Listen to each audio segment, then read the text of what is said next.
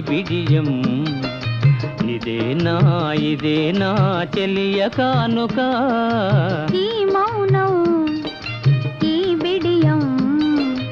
ఇదేలే మగువ కానుక ఈ మౌనం